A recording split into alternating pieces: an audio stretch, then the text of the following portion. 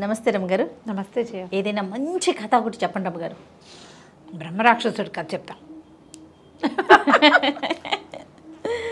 మంచి కథే, కానీ మీరు చెప్పే మీ రాక్షసులందరూ బాగుంటారులేండి.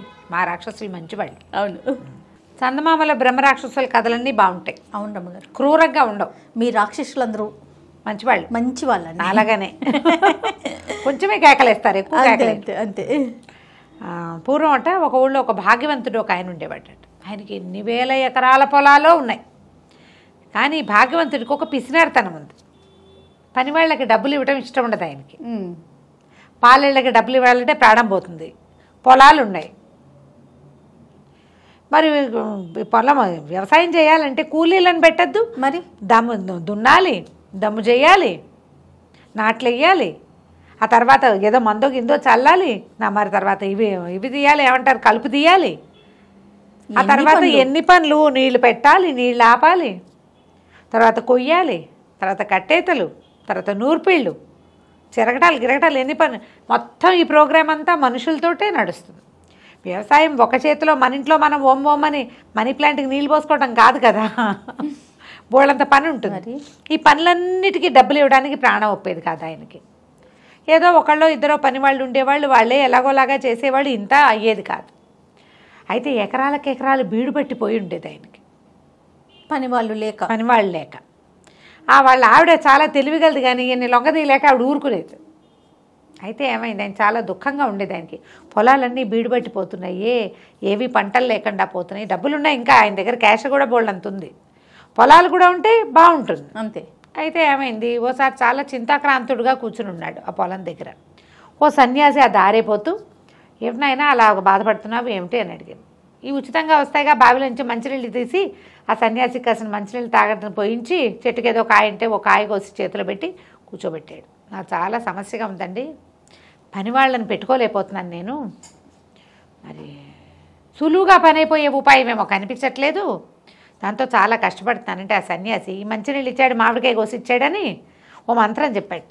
ఈ మంత్రం చదువు, ఒకడు వస్తాడు, వాడితో నీకు కావలసిన పని చేయించుకో, ఏ పని చెప్పినా చేస్తాడు అని చెప్పి ఆ మంత్రము ఉపదేశం చేశాడు. ఈయన బాగానే ఉంది, తెల్లవారి ఇంట్లో కూర్చుని మంత్రం పునశ్చరణ చేశాడు. ఇన్ని వేలు చేయాలని ఉంది లెక్క. ఆ అన్ని వేలు అయ్యాక ఢామ్ అని పెద్ద శబ్దం అయ్యి పెద్ద బ్రహ్మాండంగా ఉన్నటువంటి భీకరాకారుడు ఒకడు వచ్చి ప్రత్యక్షమయ్యాడు. ఏం కావాలో చెప్పు, పని చేయాలి నాకన్నా, నువ్వేం పని చెప్తే ఆ పని చేస్తా. అయితే మనకు అదంతా మన పొలమే, ఆ పొలం అంతా దున్నాలన్నాడు. సరే అన్నాడు. ఈయన ఏమనుకున్నాడు, కాస్త ఇమితంగా కూర్చుని మజ్జిగ తాగుదాం అనుకున్నాడు. ఆయన పీటేసి కూర్చుని ఏమే మజ్జిగతే అనే లోపల బ్రహ్మరాక్షసుడు వచ్చేసాడు. వాళ్ళ ఆవిడ ఇంకా మజ్జిగ చిలుకుతుంది, చిన్న గ్లాసులో పోస్తుంది. వచ్చేసి దున్నేసా అన్నాడు. ఎవడు అప్పుడే దున్నేసా బాంట, దున్నేసాను, కావాలంటే చూసుకో. మేడెక్కారు, పైనుంచి చూస్తే పొలం అంతా దున్నేసి జాలుగా కనపడుతుంది. 1000 ఎకరాలు 1000 ఎకరాలు దున్నేశాడు. అక్కడి నుంచి అన్నాడు, సరే నేను మజ్జిగ పుచ్చుకుని మిగిలిన పనులు చేసుకునే లోపల దమ్ము చేయాలిగా, ఒట్టిగా దున్నితే ఎలాగా, నీళ్లు పెట్టి అంత దున్ని లూజ్గా చేయాలి, ముందు దున్నాలి జాళ్ళు, తర్వాత అది దమ్ము, అలాగే అన్నాడు. బ్రహ్మరాక్షసుడు వెళ్ళిపోయాడు. ఈయన మజ్జిగ దాగి స్నానం చేసి వస్తానని గావంచా భుజాన వేసుకుని వెళ్ళాడు. ఈయన ఇంకా ఒక నూతులేంచి వచ్చి ఏదైనా తోడలా బ్రహ్మరాక్షసు మళ్ళీ డింగమని వచ్చాడు. మనకు దొరికితే బాగుండు కదా, భలే ఉంటుంది అమ్మగారు. దున్నేశాను, మా దమ్ము కూడా చేసేసాను. నీళ్లు పెట్టి నేలంతా నానబెట్టాలి. ఈయనకేం చేయాలో అర్థం కాలేదు. ఇది మంచి అదను, పొలం పదురు మీద కూడా ఉంది, నాట్లు వేయాలి అన్నాడు. ఈయన నాట్లేగా, అలాగే అన్నాడు. ఈయన స్నానం చేసి వచ్చేసరికి నాట్లయిపోయాయి. అర్థం కాలేదు, ఏం చేయాలి, నో క్లూ అనమాట. సరే నాట్లు కూడా వేసేసాడు, పని చెప్పు. నాట్లేసాక ఇప్పుడు బ్రహ్మరాక్షసుడు అంటే క్షణంలో చేస్తాడు, కానీ ఆ నాటుకున్న పొలము ఎదగాలి, ఎంత పని ఉంది మరి.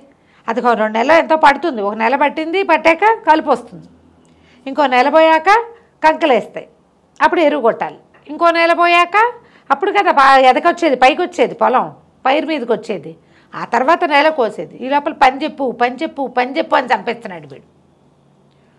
అర్థం కాలేదు దీనికి ఏం చేయాలో. పని చెప్పకపోతే వాడు ఈయన విరుచుకు తినేలాగా ఉన్నాడు.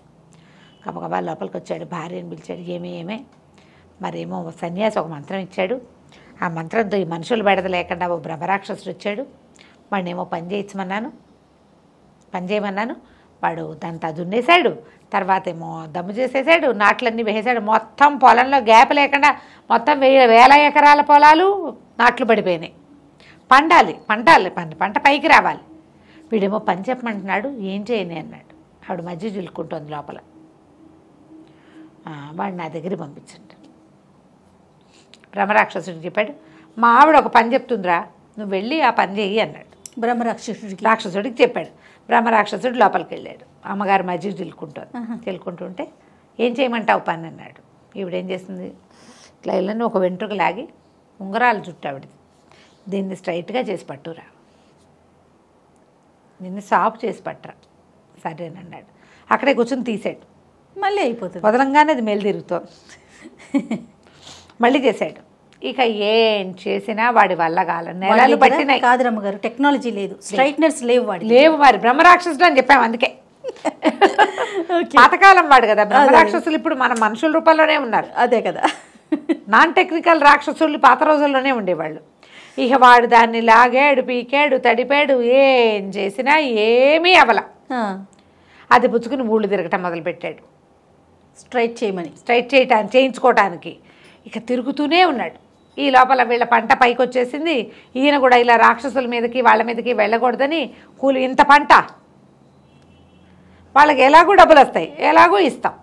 తొలి కాలంలో ఏ పంట లేకుండా డబ్బులు ఇవ్వాలంటే బాధ ఆయనకి. నీకు పంట రావాలంటే ముందు ఎన్ని పనులు ఉన్నాయి, ఎంత ప్రాసెస్ అండి. ఈ ప్రాసెస్ అంతా ఖర్చే కనపడుతుంది.